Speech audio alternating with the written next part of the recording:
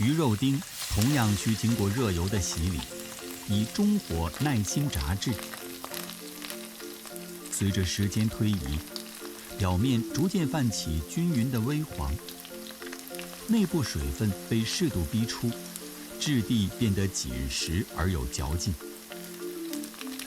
随后倒入蒜苔与辣椒，激出辛香，待整体香气融合，一并捞起沥油。